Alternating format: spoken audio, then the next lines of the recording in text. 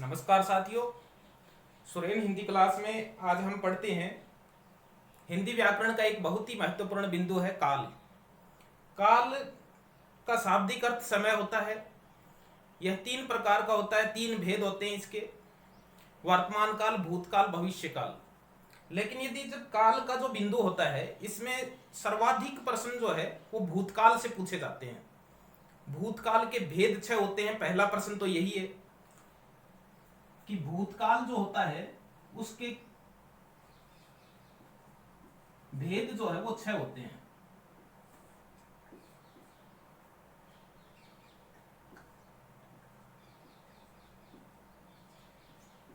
पहला प्रश्न तो यही है कि भूतकाल के कुल कितने भेद होते हैं। 6 भेद होते हैं। कौन कौन से भेद होते हैं भूतकाल के? सामान्य भूत, सामान्य भूतकाल,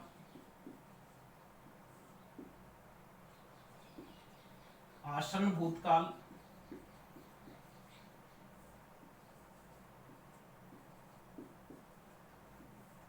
क्योंकि प्रश्न यह भी पूछा जाता है कि भूतकाल का निम्न में से कौन सा भेद नहीं है। तो सामान्य भूतकाल होता है, आसन्न भूतकाल होता है,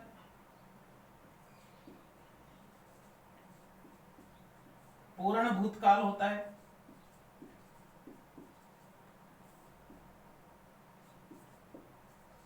अपूर्ण भूतकाल होता है,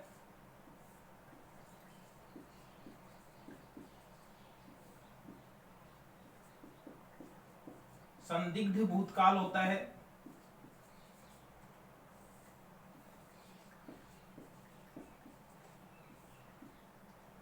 और सबसे महत्वपूर्ण जिसका प्रश्न लगभग हर परीक्षा में पूछा जाता है वह होता है हेतु हेतु मद भूतकाल। हेतु हेतु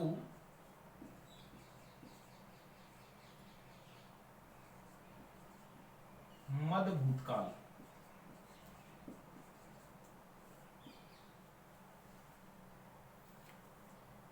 उदाहरण समझना बहुत जरूरी है। इसके प्रश्न अधिकतर उदाहरण से संबंधित भी पूछे जाते हैं कि निम्न में से कौन से भूतकाल का ये उदाहरण है। तो सामान्य भूतकाल तो जैसे मोहन चला गया,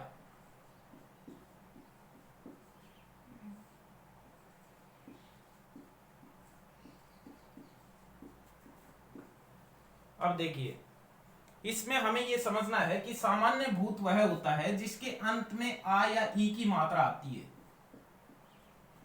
आ या ई की मात्रा आती है, क्रिया के अंत में जब आ या ई की मात्रा आती है तो वह सामान्य भूतकाल होता है।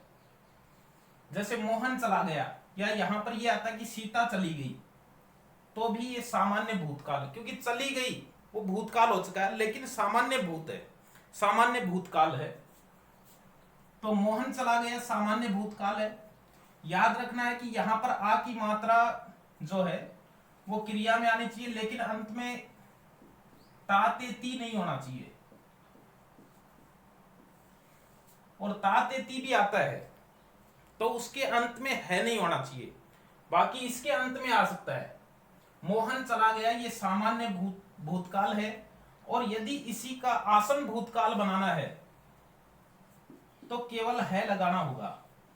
मोहन चला गया, ये समझने की बात है। यहां पर मोहन चला गया ये तो सामान्य है, और मोहन चला गया है ये आसन्न भूतकाल है।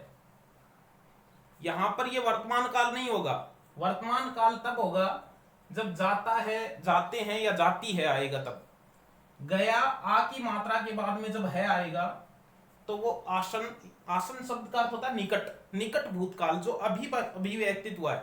यानी गया है, यानी गया वो लेकिन है, यानी अभी गया है, तो वो आसन्न भूतकाल हो गया, यानी निकट भूतकाल जो है उसको हम कह सकते हैं। तो सामान्य भूतकाल में आ या ई की मात्रा आएगी, उसके बाद में जब है लगा देंगे तो फिर वो आसन्न भूतकाल हो जाएगा। पूर्ण भूतकाल में हम है की जगह था लगा देंगे, या फिर वाक्य ऐसे भी लिख देंगे कि मोहन जा चुका है, मोहन जा चुका है, जा चुका था, चुका है लगा देंगे तो वो तो आसन भूतकाल हो जाएगा, और था लगा देंगे तो वो पूर्ण भूतकाल हो गए। अपूर्ण भूतकाल में मोहन जा रहा था, जा रहा था, ये अपूर्ण भूतकाल है। संदिग्ध भूतकाल यानी जिसमें जो क्रिया होगी वो संदिग्ध है कि हो चुकी है, लेकिन उसमें थोड़ा संदेह रहता है कि मोहन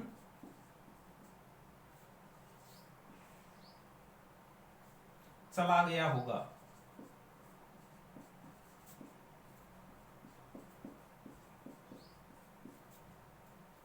तो इसमें संदिग्ध है, क्रिया जो है वो संदिग्ध है कि गया वो लेकिन गया होगा, तो ये संदिग्ध है।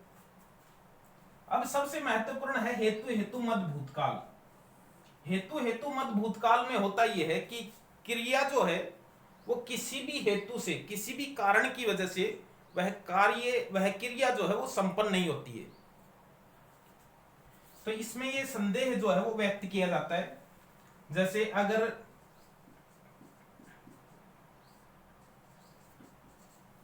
अगर आप मेहनत करते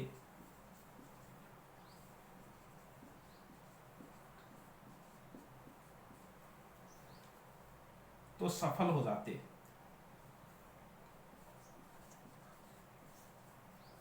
सफल हो जाते। ये हेतु हेतु मद भूतकाल है। अगर आप मेहनत करते तो सफल हो जाते, ये हेतु हेतु भूतकाल की बात है।